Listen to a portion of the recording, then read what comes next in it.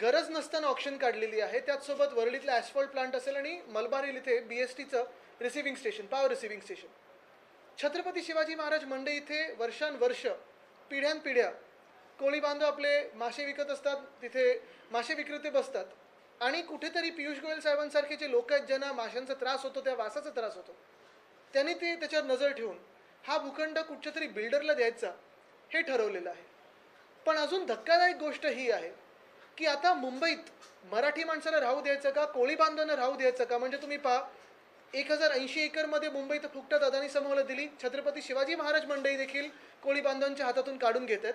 पण सगळ्यात महत्त्वाची आणि धक्कादायक गोष्ट म्हणजे ड्राफ्ट हाऊसिंग पॉलिसी महाराष्ट्राची जी आलेली आहे, त्याच्यात खरं तर 3 ऑक्टोबरपर्यंतच मुदत होती त्यांना सजेशन ऑब्जेक्शन देण्याची, पण ती आता वाढवून 31पर्यंत दिलेली आहे. त्याच्यात धक्कादायक गोष्ट ही आहे की गावठाण आणि कोळीवाडे ह्याच्यासाठी सरकारने जे सांगितलेलं आहे, राजवटीने सांगितलेलं आहे, एकनाथ शिंदेंच्या जे सरकार आहे त्यांनी सांगितलेलं आहे, ते म्हणजे क्लस्टर डेव्हलपमेंट. आता आपण ह्याचा जर विचार केलात तर क्लस्टर डेव्हलपमेंट म्हणजे नक्की काय? SRAला गोंड शब्द म्हणजे क्लस्टर डेव्हलपमेंट. जिथे स्लम्स असतात तिथे SRA होतं, जिथे स्लम्स नसतात तिथे वेगळे वेगळे प्लॉट्स एकत्र करून तशीच एक बिल्डिंग बांधणार, त्या बिल्डिंगमध्ये आमच्या कोळी बांधवांना कोंबणार आणि त्याला क्लस्टर डेव्हलपमेंट बोलणार. म्हणजे तुम्ही विचार करा, कुलाबा असेल, वरळी असेल, धारावी असेल, सायन असेल, वांद्रे असेल, ह्या सगळ्या जुहू असेल, वर्सोवा असेल, मठ असेल, इकडचे सगळे जिकडे जिकडे आपले कोळीवाडे आहेत तिथे आता या सरकारने, ह्या राजवटीने म्हणजे भाजपा आणि एकनाथ शिंदेंच्याच राजवटीने त्या प्रस्तावित हाऊसिंग पॉलिसीमध्ये असं आणलेलं आहे की इथे आम्ही क्लस्टर डेव्हलपमेंट करू. म्हणजे तुम्ही विचार करा, आज जे कित्येक एकरवर राहतात आपले कोळी बांधव, तर कोळीवाडे त्यांच्यात आपल्या काळात म्हणजे महाविकास आघाडीच्या काळात मी देखील पुढाकार घेतला होता आणि 4-5 बैठका महत्त्वाच्या कोळीवाड्यांच्या सीमांकनावर घेतल्या होत्या. पण आज ते सीमांकन थांबलेलं आहे.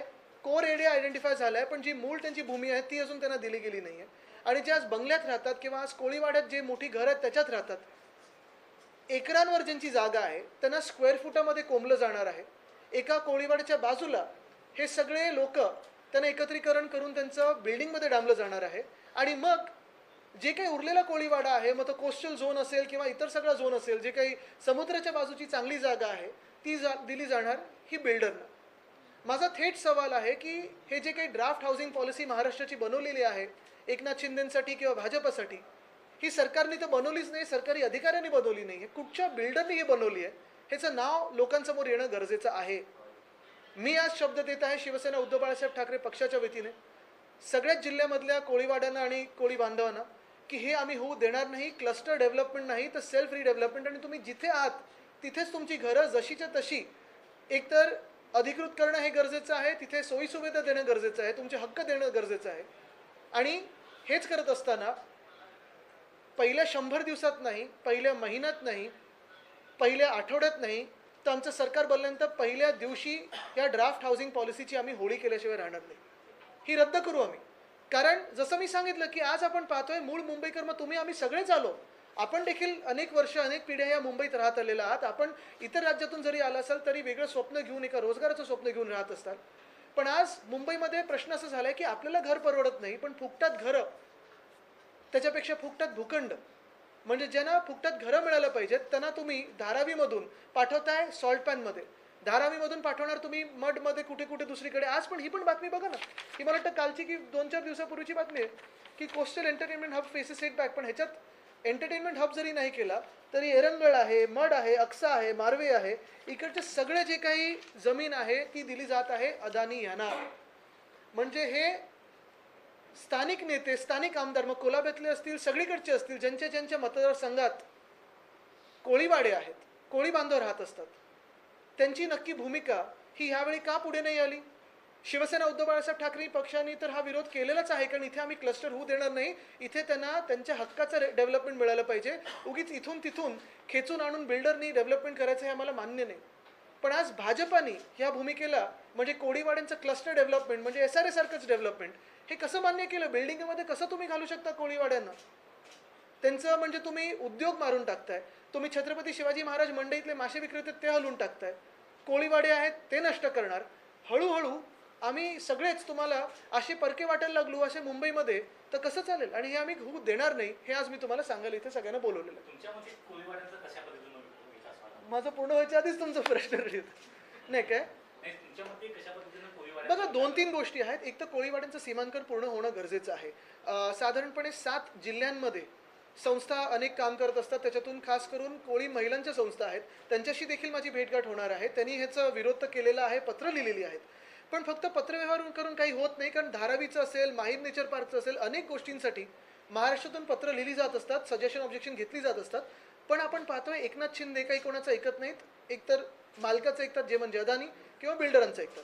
ही ड्राफ्ट हाऊसिंग पॉलिसीमध्ये हे पण आहे की स्लम्समधून तुम्हाला काढायला, जोर जबरदस्ती काढायला स्लम एविक्शन फोर्स बनवणार आहे. हे कोणासाठी होतंय? म्हणजे तुम्ही कोळीवाड्यातून जोर जबरदस्ती आमचे कोळी बांधव काढणार, तुम्ही स्लम्समधून तिथून आमचे सगळे स्थानिक जे आहेत ते काढणार. मग नक्की तुम्ही कोणासाठी लढलात निवडणूक आणि कोणाचं हे सरकार स्थापन केलं? कदाचित आपल्याला वाटत असेल की टोल माफ केला की 1500 रुपये दिले, पण हे तात्पुरतं, हे सगळं निवडणुकीपूर्वीचं त्यांचे नाटक आहेत. त्यानंतर ही जी ड्राफ्ट हाऊसिंग पॉलिसी जर मुंबईत आली तर तुम्हाला सॉल्ट पॅनवर PTC बांधले जातील. आपल्याला माहिती आहे, आपल्याला आठवत पण असेल, मुलुंडचे जे आमदार आहेत, कुर्ल्याचे जे गद्दार आमदार आहेत, ह्या सगळ्यांनी सांगून झालं होतं की आम्ही तिकडच्या PTC रद्द करू, PAP रद्द करू. पण अजून रद्द झालेलं नाही आहेत, कारण मालकाविरुद्ध काही बोलू शकत नाहीत. आणि हाच धोका आम्हाला दिसतोय, म्हणून ही आम्ही लढाई या जिद्दीने लढत आहोत. जर 2 प्रश्न आहेत. एक तर सेल्फ रिडेव्हलपमेंट, तुम्ही जे म्हणताय मुंबईत असे अनेक प्रकल्प आहेत की जे रखडले गेलेत कारण का लोकांकडे तेवढे फंड्स नसतात.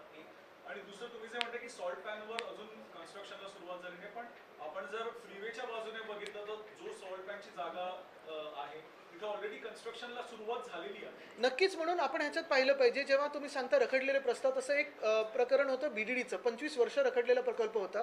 पण आमचं सरकार असताना आम्ही ते सुरुवात केली आणि आज आपण पाहतोय टॉवर 1 हा पूर्णपणे जवळपास रेडी झालेला आहे, तयार झालेला आहे. पण जे कोळीवाड्यांचं आपण सांगताय ते अनेक मॉडेल्स आहेत. मग ओडिसामध्ये नवीन पटनायक साहेबांनी देखील एक मॉडेल वापरलं होतं, जिथे त्यांना तिकडच्या तिकडेच घरं बांधून दिली, स्टॉर्म शेल्टर बांधून दिले, डिस्पेन्सरी असेल, नर्सरी असेल, हे सगळं बांधून दिलं.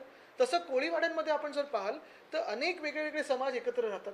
परत तिथे उद्योग मोठा आहे, तिथून मत्स्य व्यवसाय, हे सगळं होत असताना तुम्हाला ह्यांना काढून एका बिल्डिंगमध्ये कोंबणं हे शक्य होणार आहे का? आणि हे का एकनाथ शिंदे आणि भाजप करत आहे? काय एवढा राग माझ्या मुंबईच्या मूळ भूमिपुत्रांवर आहे? जे मड, एरंगळ आणि अक्साला जे आता अदानीला जी जागा दिलेली आहे, त्याच्यात कितीतरी समाज राहतात ना. ईस्ट इंडियन समाज आहे, कोळी समाज आहे, कितीतरी समाज तिथे राहतात, कुणबी समाज आहे, कितीतरी समाज आहेत. मग हे जाणार कुठे? लाईफ आणि लाईव्हलीहूड जेव्हा आपण बोलतो तेव्हा लाईव्हलीहूड कुठे मिळणार आहे ना? आदित्य, जिस तरीके से आपने कहा कि हाउसिंग पॉलिसी जो सरकार लाने जा रही है उसको पहले दिन स्थगित दी जाएगी, क्या वजह है और क्या सरकार हाउसिंग पॉलिसी जो ड्राफ्ट अभी बन चुका है महाराष्ट्र सरकार का, अभी सजेशन ऑब्जेक्शन उन्होंने मांगे हैं, 31 अक्टूबर तक उन्होंने सजेशन ऑब्जेक्शन के लिए वो राह देखेंगे. लेकिन हमारी सरकार बनने जा रही है और सरकार बनने पर ये जो ड्राफ्ट हाउसिंग पॉलिसी है पूरी रद्द की जाएगी और पब्लिक कंसल्टेशन से ही और ग्लोबल एक्सपर्ट्स के कंसल्टेशन से हम ये ड्राफ्ट हाउसिंग पॉलिसी बनाएंगे. क्योंकि हाउसिंग पॉलिसी ये महाराष्ट्र के लिए हो, मुंबई हो, पूना हो, MMR हो, नागपुर हो, नासिक हो, इन शहरों के लिए अहम है, काफ़ी महत्वपूर्ण है. और अगर कोई एक बिल्डर या 2 बिल्डर ये हाउसिंग पॉलिसी खुद के प्रॉफिट के लिए बनाए, फ़ायदे के लिए बनाए, तो ये नहीं चलेगा. और इसलिए हम ये पॉलिसी रद्द करने जाएंगे. लेकिन इसमें और एक जो घातक चीज़ यही है कि कोळीवाड़ा जो है मुंबई में, उसे इन्होंने क्लस्टर डेवलपमेंट में डाल दिया है. क्यों चाहिए क्लस्टर डेवलपमेंट वहाँ? जहाँ डेवलपमेंट पॉसिबल नहीं है, जहाँ कोई लाइवलीहुड नहीं है, जीने का कोई दूसरा साधन नहीं है, वहाँ क्लस्टर हो सकता है. लेकिन कोळीवाड़ा में जहाँ कल्चर है, जहाँ एक आप देख रहे हो एकरों पे वो कोळीवाड़े बसे हैं, उनको स्क्वायर फुट में क्या आप दबा सकते हो? एक सवाल ये है कि नक्कीच. आता तुम्ही बघा, मुंबईत बदवर पार्कला आहे, माझ्या वरळीत आहे, खारदांड्याला आहे, जुहूला आहे, वर्सोव्याला आहे, धारावीत आहे, सायनमध्ये आहे. सगळे कोळीवाडे ह्यांना नष्ट करायचेत आणि बिल्डरच्या घशात द्यायचेत. आणि तिथे काय सांगणार बघा, क्लस्टर केलं तुम्हाला, आम्ही बिल्डिंगमध्ये घर दिलं. पण इथे बिल्डिंगमध्ये खरंच कोळी बांधव राहू शकणार आहेत का? ज्यांना आपण पाहतोय कोळीवाडे किती पसरलेले आहेत, एकरांवर आहेत. खरं मुंबई ही मूळ भूमी आहे त्यांची. क्या आप आरोप लगा रहे हैं कि ये जो पॉलिसी वो सरकार नहीं बना रही, कोई बिल्डर बना रहा है? नहीं, मैं आरोप नहीं लगा रहा हूँ, ये सत्य चीज़ है. ये सच है कि ये बिल्डर ने बनाई हुई पॉलिसी है. कौन से बिल्डर? वो आप जाने, ए है या कोई और है, पता नहीं. आदित्य, जिस तरीके से पैसा पकड़ा गया इलेक्शन कमीशन ने जांच के दौरान, तमाम सारे अधिकारियों ने करोड़ों रुपए जब्त किए, आपको लगता है कि महाराष्ट्र में पैसे का खेल जोर शोर से शुरू हो गया है। अभी ये जो परसों पकड़ा गया वो कौन से झाड़ी डोंगर कहाँ से आ गया? इसी से जुड़ा हुआ नहीं पूरा हो गया, उसमें बात करेंगे। इसी से जुड़ा हुआ सवाल है। अभी तक पुणे पुलिस ने क्लियर नहीं किया है कि पैसा है किसका। एजेंसियों को भी बुलाया गया है इस पूरे मामले में, लेकिन सिचुएशन लगभग 24 घंटे होने आ रहे हैं। पैसा किसका है, गाड़ी वाकई में बिकी थी या फिर गाड़ी का फर्स्ट ओनर ही असली मालिक है, ये चीजें भी अभी तक क्लियर नहीं की। क्या नहीं, बात स्पष्ट है। अगर सत्ताधारी पक्ष का कोई होगा तो कभी किसी को पता ही नहीं चलेगा, क्योंकि हमने तो पहले ही कहा है कि इलेक्शन कमीशन न्यूट्रल होगा तो पता चलेगा, अगर नहीं होगा तो बात सबको आपने जैसे कंजेक्चर्स लगाए वैसे लग जाएंगे। यामध्ये आरोप केला जात आहे की संपूर्ण 15 कोटी होते, फक्त 5 कोटी दाखवले गेले.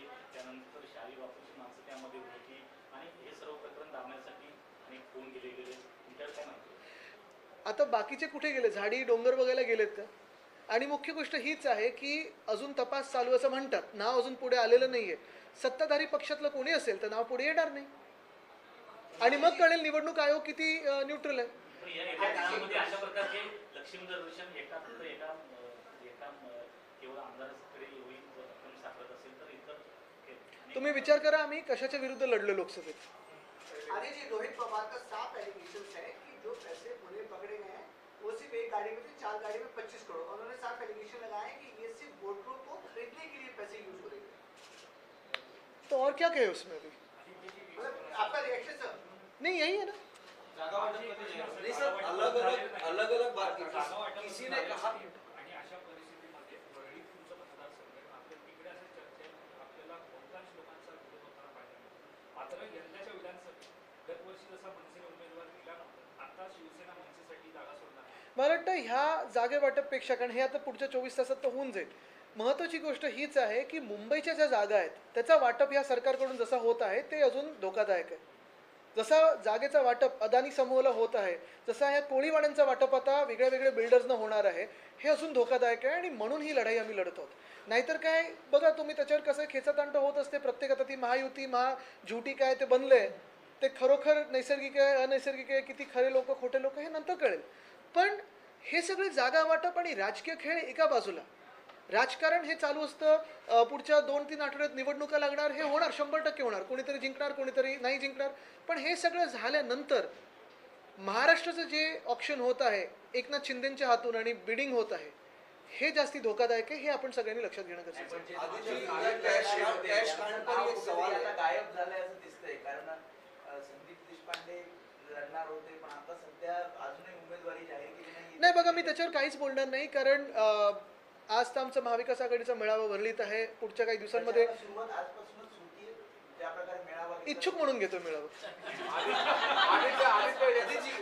कैश कांड पर एक सवाल है. विपक्ष के जितनी भी पार्टियां हैं सबके बयान अलग अलग है. संजय राउत साहब ने सुबह कहा 20 से 25 crore.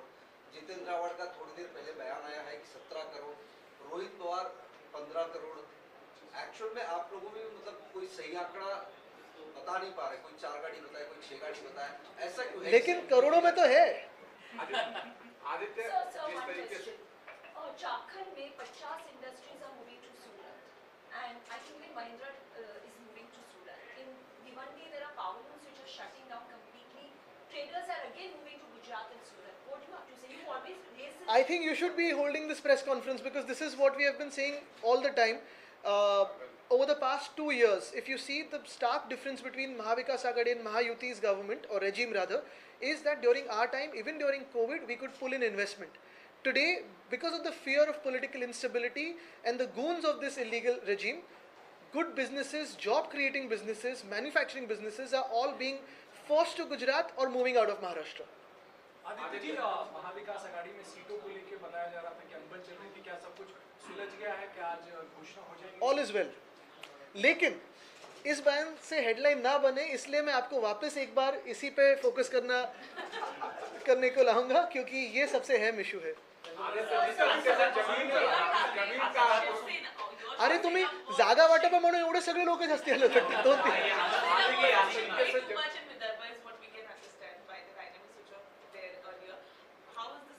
No, I think look, it's very clear that obviously all three parties have strengths in all districts and also apparent weaknesses.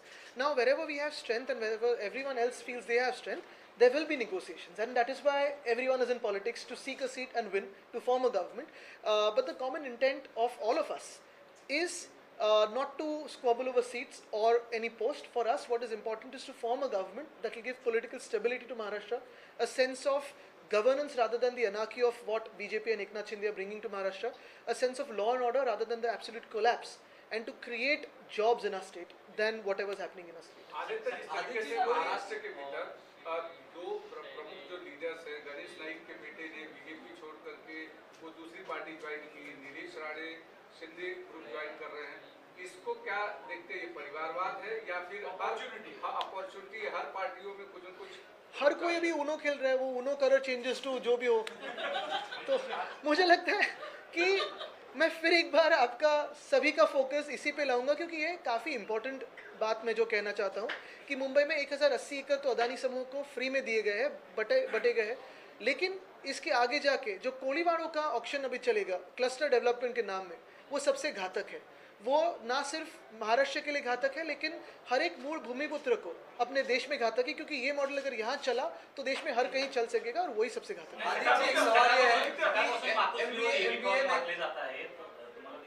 अरे मला अजून दिला नाही, मग बदललं की काय उमेदवार? अंबादासी बघायला नाही, पूर्ण सीट शेअरिंग झाल्यानंतरच ते होईल। आप लोगों की बैठक लगभग हाँ, 1.5 महीने से फॉर्म चल रही 24 थी। ऐसी कौन सी चीजें का इधर की कुछ सीटें, कुछ मुंबई की सीटें जिनको लेकर आंदोलन है या चर्चा चल रही, लंबा खींच रहा है, आपके हिसाब से कौन सी चीजें किस वजह से बात फंसी है? अगर उस चर्चा में मैं होता तो मैं बता सकता, लेकिन मैं नहीं हूँ। चलो, आपसे ये है कि आप एमएलए हैं, आपके पास एक्सेस रहता है इंफॉर्मेशन का, तो क्या ये कहा जा रहा है कि महाराष्ट्र की तिजोरी जो है, जो ट्रेजरी है, वो धीरे-धीरे खाली होते जा रही है?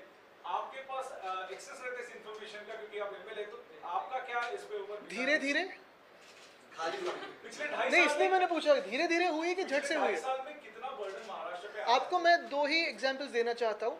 जो बर्डन महाराष्ट्र पे आया है वो ना वेलफेयर स्कीम्स का है, ना किसी को कोई मदद करा उसका है। जो बर्डन महाराष्ट्र पे आ रहा है वो बिल्डरों को और कॉन्ट्रैक्टर्स को स्कीम्स बांटे जो जा रहे हैं, उनको कॉन्ट्रैक्ट्स जो दिए जा रहे हैं, जो एस्केलेशन दिया जा रहा है। अगर आप देखें तो हर एक डिपार्टमेंट या हर एक काम जो एकनाथ शिंदे से जुड़ा हुआ है, उसको पिछले 2 साल में एक तो कॉन्ट्रैक्टर बदल दिया है, नहीं तो एस्केलेशन मिला है, और वहीं सबसे ज़्यादा बर्डन हमारे तिजोरी पे आ रहा है। मुंबई का उदाहरण लें तो मुंबई, जब हमने बीएमसी में सेवा करना शुरू किया था, शिवसेना उद्धव बाळासाहेब ठाकरे पार्टी ने 1997 में, तब 600 करोड़ के डेफिसिट में थी। तब से बिना टैक्स बढ़ाए हुए, बिना छुपे हुए कोई टैक्स लगाए या बिना टोल लगाए, हमने जो मुंबई की तिजोरी है वो 92,000 करोड़ की सरप्लस में लाए थे फिक्स डिपॉजिट में। और आप देखते होंगे कि हर एक साल में वो हर एक पेनी, हर एक पैसा हमारे बजट में रिफ्लेक्ट होता था। लेकिन आज बीएमसी अगर आप देखें तो 2 लाख करोड़ के डेफिसिट में है। ना बीएसटी को कोई पैसा मिल रहा है, ना पगार अभी या जो सैलरीज है वो समय पे जाएंगे, ना पेंशन जाएंगे, ना ग्रेच्युटी मिल रही है। तकलीफ इसी बात की है कि ये स्कीमों में नहीं गया है, ये खोखे के पैसे में गया है, ये धोखे के पैसे में गया है, ये सारा पैसा कॉन्ट्रैक्टर्स को गया है। और जब हमारी सरकार बनेगी और कॉन्ट्रैक्ट रद्द करेंगे तो ये तिजोरी वापस भर जाएगी। आदित्य जी ठीक है, 1 महीने बाद अभी 24 को तो मैं आ रहा हूँ। सर आदित्य सर अरे आता 20th का invitation आहे. 28 मी ह्याला आहे. अर्धा तास. मी तुम्हाला सांगतो दापोली, महाड आणि अर्धा तास. पण ह्या आठवड्यात सुरू करू.